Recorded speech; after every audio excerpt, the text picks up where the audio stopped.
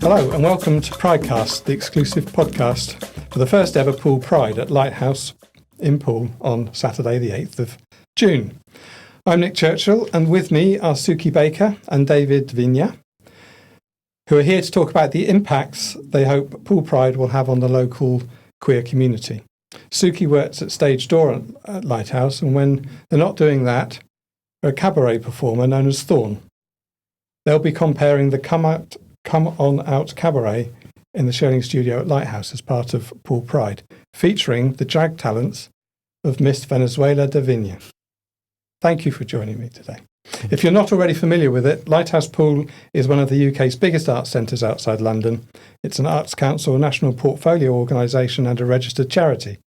We are just across the road from Lighthouse in the Dolphin Centre, using the Foundry Studios as part of our Poole Pride community partnerships. A message from our sponsors. So to get us started, what are each of you hoping for from Poole Pride? It's been a long time coming. So how do you think it's going to be received? Do you want to start with that one? Okay. David, where you go? I definitely believe that this has to do a lot with representation.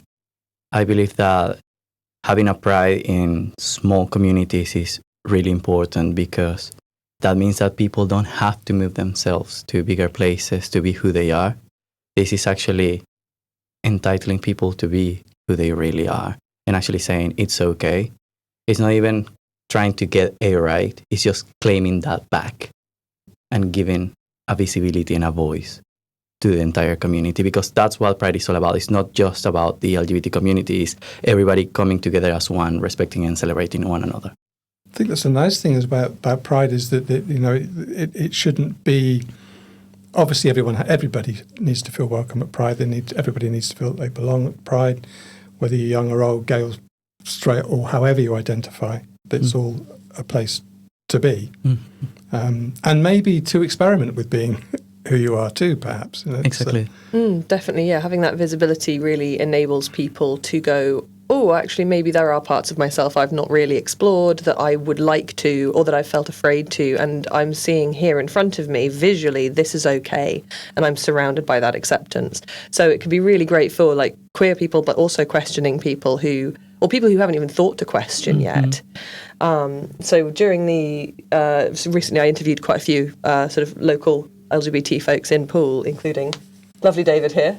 And one of the things that did come up quite a lot was that lack of visibility in Poole, of a lack of clear community for LGBT people here, and the difficulty, particularly as adults, of reaching out to other LGBT people in the local area and meeting them without having to head all the way to Bournemouth.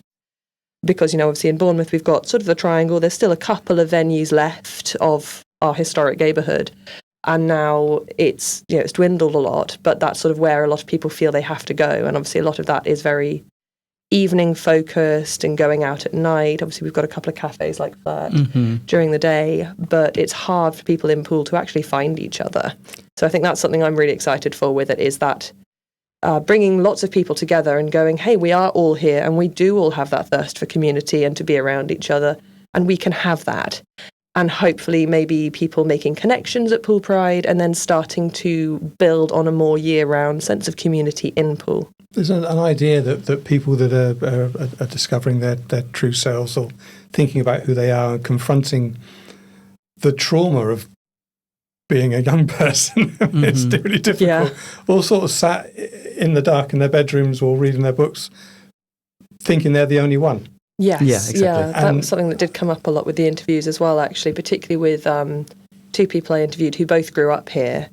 One of them was talking about how, she'd been really badly bullied before coming out, but with homophobic bullying. So, you've never kissed a boy aged like 12, 13, you must be a lesbian. And then when she did realise she had feelings for girls, the sort of, oh God, if this has already been happening to me, what's going to happen now? And not having anyone to be able to reach out to and talk to about that. And the other person talking about how, the very few visibly out couples that they knew were being punished in their school for being out by the teachers and things. So, it can be very daunting to be young and also to be LGBT on top of that. It's it's a lot to deal with, Yeah, particularly in a place like that doesn't have that visibility. Yeah. And it has to do as well with how do you express yourself, because it's not necessarily to do sometimes with gender or with sexual orientation. Sometimes some people are more effeminate or masculine than other people, and then they get bullied about that. Everybody's just allowed to explore who they are. It doesn't have to mean that someone has this sexual preference or this gender orientation. It has to do with who the person is, and this is a safe place where people can explore that. I know so many heterosexual men that are quite flamboyant and quite effeminate, and that's also valid. But sadly, we still have these stigmas in society and here in the area that we need to get rid of. But obviously, we have to start somewhere. And this is the starting point, which is really exciting, to bring everybody in, the weirdos, the queerdos, as I always call them. Queerdos. I like, weirdos and queerdos, you're all welcome. Absolutely. It's just about family, about community, and a safe place where people can actually ask questions without having to find out by themselves, just going to dodgy places, doing dodgy stuff, not knowing what to do, and getting into dark places within themselves. This is a place where everybody can actually discover who they are, or at least start asking questions. That's absolutely valid. It doesn't mean that you have to commit to something. It'd be quite. Is it possibly quite intimidating if you're? I mean, if you're a young person who's just working out where you sit with things, you think, oh, I'll go along to Lighthouse on Saturday the 8th of June, and you walk into Lighthouse and you're hit with a drag queen and a burlesque performer and a comedian and an outdoor dog show and a family talent thing. I am so curious about this dog show. I know, it's going to be amazing, I'm sure. Proud pooches. Yeah, it sounds great. Just how if you're that person, or if you're able to say to that person, "Don't worry, it's going to be fine." What reassurance could you offer them that they're not going to be terrified? I mean, I think when I was quite young and I went to my first Pride and was suddenly surrounded by all of this creativity and vibrance and humour and kind of laughter and joy, which did include, drag queens. It included sort of all singing, all dancing troupes. It had burlesque performers, all sorts. It was less intimidating than it was just... It was kind of the exact opposite. It was really relaxing. It was just like, oh, wow. So there are people out here who are being the kind of extreme version of what I feel at the moment and reveling in it and enjoying that. And so me, who's not even as far into this level of flamboyance at that point as that, well, that must be okay too then, surely. Mm-hmm. So I think it can be a really reassuring thing once you're there, but I understand obviously it can be really daunting in the first stepping into that kind of space. Like for me, it was like, oh God, I'm going to my first Pride. This is really exciting, but also, oh man, what if I don't fit in? What if nobody likes me kind of thing? You realise that actually it's really? Everybody likes you there because everyone wants more of us there. Yeah. So everyone's just happy to see each other. It's so funny. I remember my first time, I was really excited, but really terrified. Really? I was like, I don't know what to expect. And it's also this whole baggage that we carry from the past of, am I going to get bullied? What's going to happen to me? Of course. What about if they don't like me or whatever? And it's like, no, actually, I feel safe. For the first time, I feel that I belong. Mm-hmm. Mm-hmm. And then from there, everything was just real good fun. And it was just very special. It was like, okay, I'm allowed to be me. So you get permission to be yourself. Exactly. And validated by the people that and you're... Inspired. Yes. Seeing people being themselves, because obviously we're talking about several stages of life here. So seeing someone that has overcame all of that is really special to me. I was like, oh, I wish I can come to that point. But at the same time, I'm on a level that someone else is probably not yet. So it's really lovely to see everybody just finding themselves and exploring this together. Okay, and the idea of it being a very broad church, but very welcoming, all-encompassing, and no pressure to be any particular way or... Yeah. I think it can be difficult, particularly for particularly young people at the moment who've had to go through all the lockdowns. And we do live in this very sort of hyper-connected, disconnected space at the moment where we're all online. And, we spend so much more time on screens than people ever have before. And that can be wonderfully uniting in the sense that you can, if you're in a small town and you're an LGBT person who has no one around you to talk to, you can find community online who will tell you you're okay to be who you are. But also, I think with that level of distance and separation that people have with screens, you wind up with a lot more sort of nitpicky infighting than you would in reality. And a lot of people get very daunted by online spaces, including online queer spaces. And then going to Pride, it's sort of like, oh, it's going to be like that, but in real life. And it's just not, because people in real life aren't there with that degree of separation, nitpicking at each other. They're all here because we all want to be together, and we're so much stronger when we are together than when we're apart, and everyone's there to celebrate that. It's good to hear. Because maybe like the conventional social rules apply more in a Pride setting, even though perhaps you wouldn't expect them to, whereas if people are just being little keyboard warriors and perhaps not employing their own filters to be polite and respectful and helpful to other people. Yeah, and also people I think when people are at Pride, they've got better things to do than nitpick each other's identities. We're all there being like, oh yeah, I want to go see this show, or I want to go find this stall for this particular support group locally, or I'm here to make friends. And there's none of that feeling of, oh, I've got nothing to do, so I might as well just be a bit mean. There's so much to do. How did that happen, that people could fill their time just because they were a bit bored by being horrible to people? I know. I mean, it's all around, though, isn't it? Like every area of society has that, I think. True enough. And there's a difference between slightly catty, tongue-in-cheek bitchiness and the downright horrors that people commit online. So. And I think that's something that we as a community have to work on as well, like how to find those balances and how to find those lines and understand what can be crossed and what not. Because, there are so many people that have been hurt so badly. So again, because it's a welcoming space, probably my sense of humor is not the same as yours. And I think this is an example, like even in our friendship group, because obviously I'm from Latin America, the sense of humor is very different. You guys have a different sense of humor, but we have found ourselves in the middle and everybody welcomes each other. And I think we are very good at respecting everybody's boundaries. Yeah, and I think a lot of it is just listening to when each other says, hey, that hurts me, and trusting each other so we don't wind up playing like whack-a-mole with each other's trauma. Exactly. But those conversations start in Pride as well, and that's the beauty of it. Right. Yeah. I guess you're away from the keyboards, you're away from your own angst and your solitude, putting together in community with other people who have all had similar journeys, not the same, similar journeys.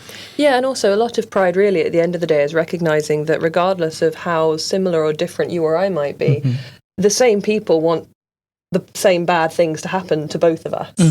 And so we've got to be united in the face of that. And, we, as a community, we're so much more vibrant and alive when we actually are standing together against that than if we're fighting each other as well as. So that's interesting. I mean, Poole, I think, Poole is actually quite good at this sort of stuff. It's quite good at standing together and shoulder to shoulder against the outside world, and it has a history of dissent, be it religious or political dissent, that goes back to the Civil War and before. Yeah. So maybe this is perfectly in keeping with what Poole is. Yeah, absolutely. I mean, we've got such a strong history of standing together against injustice or oppression in so many different formats, whether that's through, like the Civil War, because obviously we were a very parliamentarian region, or with all of the times that people pulled together to protect the smugglers who were keeping the town alive against the customs men. We need that brandy. And there's always been that sort of sense within Poole of that kind of staunch reliance on one another. And I think having Pride in Poole is a really lovely continuation of that, because while we may not think of it as such, queer people are always, they're always keystones in their communities. And it's really wonderful that we can celebrate both the LGBT community of Poole and also Poole's history as a kind of sort of revolutionary centre. Well, given that Poole is for 1,000 years has been a fairly major port, and it has this heritage, this past. Ports have traditionally been places where people from all over the world mix and mingle. You can't tell me there've never been queer people in Poole for 1,000 years, and yet it's taken until the first quarter of the 21st century to get a Pride. Yes, But here we are. So a sense of determination to make it count. Yes, totally. yeah, I think definitely. Like there's the sort of feeling, at least for me, of that like, okay, right, we've never had this before. We need to make the most of this and actually really, try and get as many people together as we can and get people making those connections so that we can be stronger. Because obviously, politically at the moment, things are not looking so great for us. And it's really important for us to start strengthening those ties now and continuing that, that fight together rather than as all these separate people feeling miserable alone. And that's key over there. The fact that Pride is a protest, I think, with media and how things have changed over the years, people have forgotten that Pride back in the day was about fighting for our rights. So what I like about this project of Poole Pride is that we are coming together with both points of view equally balanced. We have the celebration aspect and we have the protest aspect of it. So it's fantastic. Good excuse for a party. Yeah. But there's a serious intent. Yeah. It's good. And I love the fact that there seems to be genuinely a celebratory air about everything that's happening around Pride. So tell us a little bit more about the On Out Cabaret. Oh, You go first. This is on you. so On Out Cabaret, I'm really excited for. Hello. That's the drum music. Yes. On Out Cabaret, I'm really excited for. We've got so many really good local performers who are all going to be a part of it. Because obviously, with Poole Pride being, the first one of its kind, and also. That's homophobic. That's very homophobic. It is. It's homophobic DIY. David. It's we've got so many different local performers who are going to come and join in with it, and it's really lovely to know that the Lighthouse, obviously being behind Poole Pride, is wanting to reach out and bring in the local community, as that's what the whole thing's sort of about, really. And we've got I'd say probably some of the best known drag performers locally, because we've got obviously Miss Venezuela Davinia sat right here. I don't know who you're talking about. And obviously not all the acts have been announced yet, but obviously I'm sure everyone's seen Dandy Issues on the poster already, because what an icon. An icon. What an icon. Is Poole ready for this? Oh, they better be.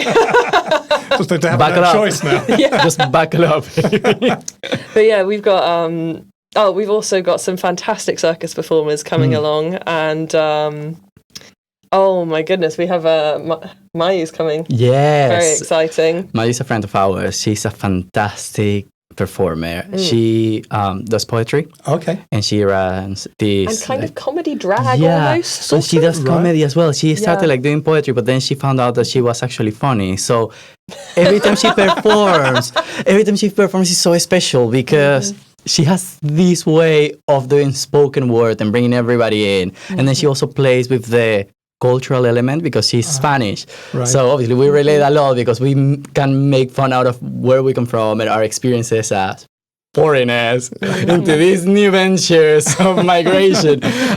She just does it so beautifully. People get so locked by her and it's fantastic. So yeah, It's amazing guys, watching come and people support just her. fall in love with her. Yeah. She's just so good and so funny. It's one of those people that you just fall in love with instantly. Mm-hmm. Yeah. And what about tell us about Miss Venezuela. Oh, wow. It's been a journey. I think for me, being able to portray my culture and also all the traveling experiences that I've had along the way in my life and put them into this crazy little pageant 19 years old girl has been so much fun. I believe in cultural appreciation and giving everybody a voice, being a voice for the voiceless, but also doing it with fun and doing it with fierceness. So I just try to incorporate elements of the old Definitely school. fierce. I try to incorporate elements of the old school drag with the new school drag, but never leaving behind the Latin American aspect of it, and also trying to respect the essence of UK drag as well, which is campness and the dry sense of humor. Is really interesting. And I remember when I did my first show, because I started doing drag here. I've been performing since I was little, but when it comes to drag, I did it from a small town actually, called Shaftesbury. Here in Dorset, yeah. It was really scary at the time as well, because it was like, oh my gosh, I don't want to get hate crimes over here. I mean, it is still a scary thing. It's still scary, but it's really special because I went back to Shaftesbury recently, and you can feel more queerness happening around, and it's like, well, you never know if it was like a little grain of salt. I'm not claiming that on me, but it just take a few people to actually allow themselves to be who they are. So it was really special. I did it, and I was like, okay, let's try this. I've never tried this as a performer. Let's build this character and see if the UK audience like it.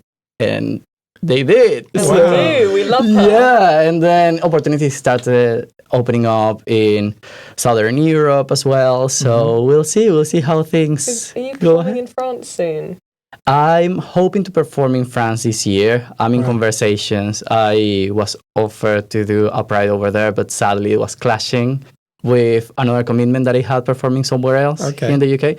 But yeah, there are things coming up, so I'll keep people posted. Do you want to say how you hurt your leg in your performance? No, this is bullying. I didn't come here to be bullied. Right, so That's me. for everybody out there wanting to do drag, first rule, look after yourself. Warm up. Warm up. Stretch. So, how can I explain this? I was carried out by adrenaline, and I had this performance to do. And I'm well known for my tricks and splits and kicks. And I just jumped from a column on a split, but I forgot to stretch before that. Oh! So I almost ended up in a wheelchair. Man. Forever and ever and forevermore. And it was really scary. It was a moment where I had to actually stop and be like, this could have stopped not just my artistic career, but it would have changed my entire life. So it's important to be careful. It was really embarrassing going to the GP because he looked at me. He was like, how did you do this? Sorry, I'm just trying to understand what type of dance is that. And I was like, just don't ask any questions. Just give me my medication. I just want to live. I don't want to have the drag conversation right here, right now. But yeah, I'm here. I'm alive. Thank God I'm in one piece, but it could have been a completely different story. So for any performer out there, especially anybody just starting into performing, be careful, be responsible, look after your body, because that's your tool. You need to work train as well, then, clearly. Exactly, Warm yeah. up your voice, warm up your body every single time, stretch every single time. Yeah. So if you want to be that outrageous, then there's a fair amount of prep that goes in. Absolutely, absolutely. Oh, David's prep is intense. It's intense. What prep are we talking about now?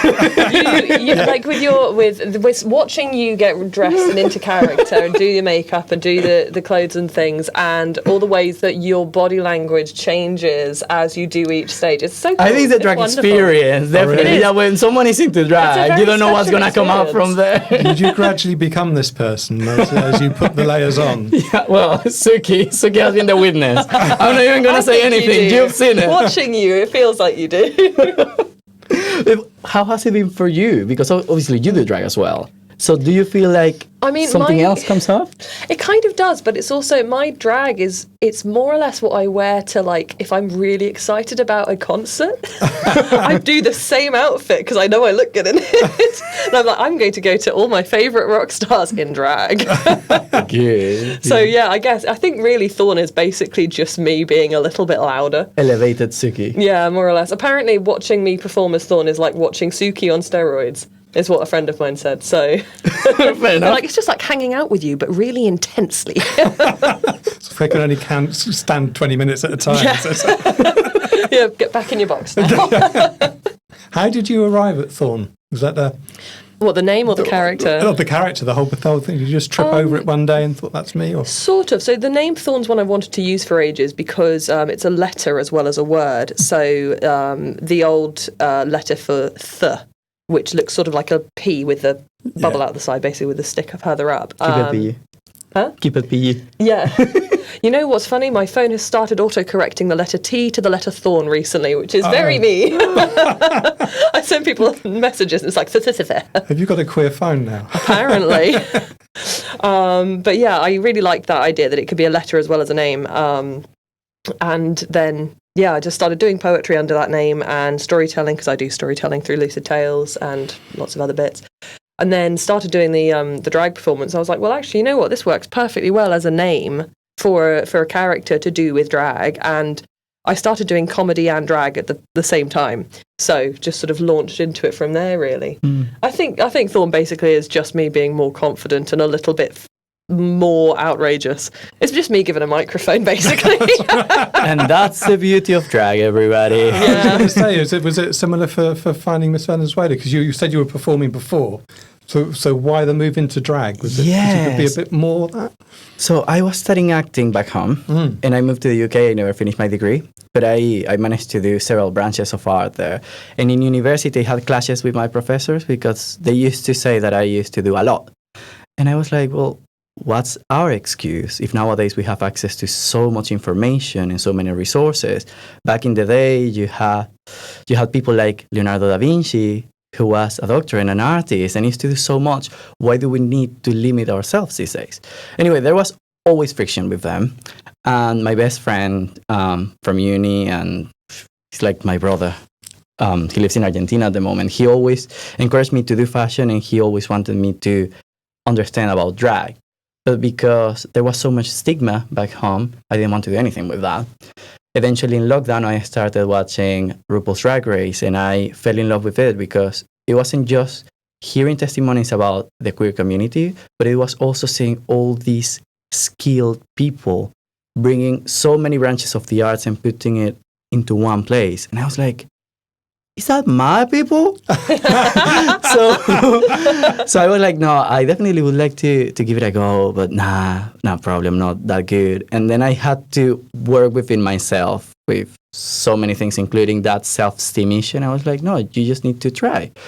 So it was really cool because in the past I did clown, I did mime, as well as dance and acting for films and theater. So bringing all of that gave me so many experience.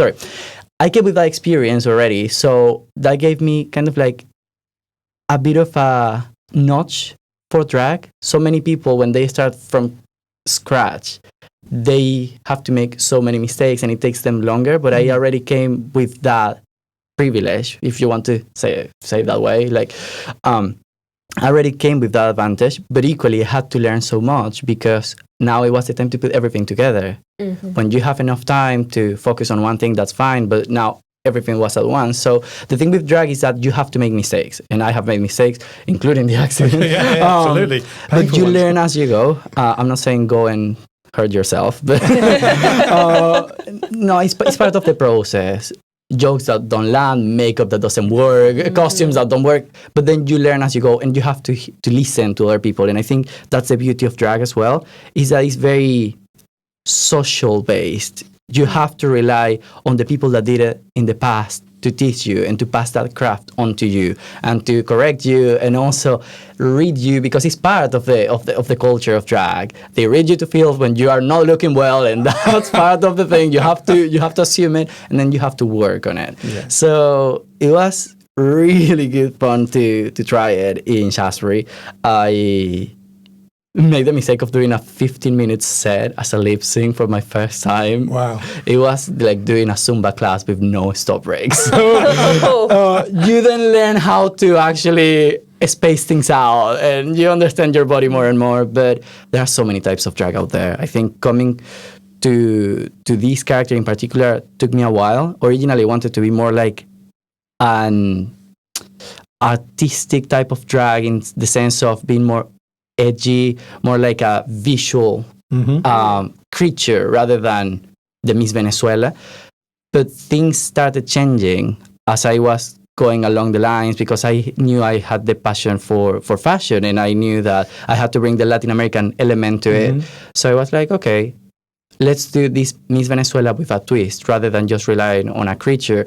And the more you do it, the more the brand starts being created. So yeah, it's based on the pageant, but it's this girl that looks like the awful diva, but once you speak to her, you realize that probably she's your neighbor, and that you can have a cup of tea and an arepa with her. It's absolutely funny in that sense, because sometimes people just come to me kind of scared, like, oh, can I have a picture with you? And I'm like, of course, yes, come along. So it's that fun element over there. So you're up for selfies then? So. Well, yeah, no, and even if you're tired, like sometimes in drag, people tokenize us a lot. They forget that there is a person behind the character. And they just pulled you and grabbed you. No, let's take a picture. I had something this weekend. Someone came to me and I was like, okay, I'm going to get chance to take pictures with you. I'm going to chat with you guys in a minute. No, come here. And they just pulled me. And I was like, there's that weird kind of ownership of drag performers' bodies. I've noticed that a lot as well. Yeah, people, it's rare for you to do more than about 5 or 6 gigs without getting sexually assaulted to a degree, like someone trying to grab you and kiss you, or grabbing your butt, or something along those lines. There's a weird ownership. That's what Rhea and I were talking about recently. Yeah, and there is a lot of stigma about drag. And people say, oh, it's just people being slutty and people just like doing sexual services. And it's like, no, it's not that. It's all the opposite. We actually try to deviate from people touching us. If I'm signing up for that, please tell me. Yeah, that's right. You need to get this stuff straight before you start. Yeah, absolutely. And it's this whole thing of, I don't fancy anything sexual related with all these tights and all this makeup. That's disgusting. I don't want to do that. By the time you take everything out, like lights are off, everything is gone. Like, everybody has died. All your friends have passed away. Yeah. Done and dusted. Yeah. Amazing. So that must have been quite, if you're quite relatively new to drag, that's been quite a surprise. Yeah. You find something of you is now public. Yes, it's a weird thing, contending with that sense of almost public ownership. I think for me it's slightly less weird maybe because of like working in bars, female presenting. Oh, you're female and you're a bartender. That makes you mine to a lot of guys out and about. So it's not that different, other than like I feel much more empowered as a performer than as a bartender to just be like, right, you're getting ripped to pieces now. Yeah. I think also relying on a good venue that protects you. There are so many venues out there and venues owners that look after their performers. Yeah. Good. So obviously, as a performer, those are people I want to work with because I know that they're going to stand up for me. I remember in my very first show, there was this guy just trying to take over the dance floor. And I didn't even realize after I watched the video, a security guy came and he almost tackled him and just took him away. And I was like, that's hilarious. And I was just dancing and prancing around. And I was like, yeah, this is iconic. This is great history over there. Wow. Yeah, it's good fun. Like, it's the lights and the shadows of being a performer. And obviously, as any other job, you have difficulties to face, but it is what it is. And at the end of the day, when at least for me, when I have that interaction with the audience that is not drunk, that is actually there and you can have a conversation with, it's really special. Those moments where you lock eyes with those people and then they start opening about their lives and how they're having a nice moment and they just open up. It's so special. I always say that as a performer, and I'm not even talking as a drag artist, I'm talking as a performer in general, I'm so devoted to my audience. I wouldn't have a job without them. And I think many performers out there and celebrities forget that. You wouldn't be there if it wasn't because of people. So you have to find that sweet balance where you respect them and you value them because they are investing their time, which is life, to see you. Oh, absolutely. And then you'll get the love which all performers crave. And there's that absolute joy, I think, of like, so having been like the baby gay in the audience, looking up like, oh, stars in my eyes. Look at this incredible person on the stage. When you see somebody who's got that same kind of thing where you're like, basically when you see a baby gay in the audience who's just like, about it, who's just like, yes, I was you. I know that feeling. That's such a good feeling. And it's also such a responsibility as well. Absolutely it is. It's that feeling of like, wow, somebody was here for me in this space. I can be here for this person in this space. And also you wind up, like you say, having those conversations with people. And then there's the joy as well, if you wind up knowing them for a while, of then seeing them in that space of performing, and it's just like, or blossoming into themselves, and it's just that, oh wow, this sort of cycle just continues on. It's beautiful. Lovely. And that shows the Come On Out Cabaret then is celebrating queer arts performance in this, it's homegrown, isn't it? It's come from this area. Everybody lives here or is involved in the local scene. So I mean, everybody who's performing at the Come On Out Cabaret is from either Poole or toward Bournemouth, and it's just it's a wonderful mix of people who've grown up here their whole lives, people who have moved here later on, and just such an array of different creatives who all live locally, and actually who. Some of you have met each other, because obviously I run other cabarets as well, run fundraiser cabarets. We found ourselves. We've met each other. It's a beautiful thing. And then some of them are people who have not met each other yet, which I'm really excited for those connections to happen as well. But it's the wonderful thing about events like the cabarets and that. So we've actually got a friend who comes to every single cabaret and every single performance that any of us really do, and is now starting to do a lot more performing, doing poetry and that sort of thing. And it's just so wonderful seeing people who haven't necessarily had the confidence or the experience or even really the sort of the heads up, oh, actually this might be something I would enjoy doing myself, then starting to perform and sort of gaining their own sort of grounding and footing in that. So that's something I'm really excited for with the cabarets, who might come along and then be in the next one. It's a performer in each and every one of them. Yes, absolutely. Waiting to get out. Yeah, and so many of us never find the style that we like. Like, I wouldn't have discovered performance poetry if I hadn't happened to be in the right place at the right time, and then turned out that was what I spent most of my 20s doing. So, right. And it's also that openness. When you try, you have to try and fail. Yes, you have to be okay. And then you're going to find your failing. voice. Yeah. If you told me 12 years ago you will be doing drag, I would be like, what are you talking about? Here I am. Yeah. To be fair, if you told 12-year-old me I'd be doing drag, I'd be like, yes. And then if you told 25-year-old me, I'd have been like, really? Guess who was right all along? Believe the kids, they know. Yeah, definitely. Yeah. It's really special seeing people actually standing up and showing who they are through their art. People underestimate how much damage someone has as a queer individual growing up, like the bullying, the stigma, even nowadays. It's so much, especially in other countries as well. In my country, it's not that easy, but it's still not necessarily something that is illegal to the point of death or anything like that. And I cannot even imagine that degree of existence that someone has to face. So seeing them overcoming all of that is so special. And I think because we came from that background one way or another, we appreciate it more because we know the struggle.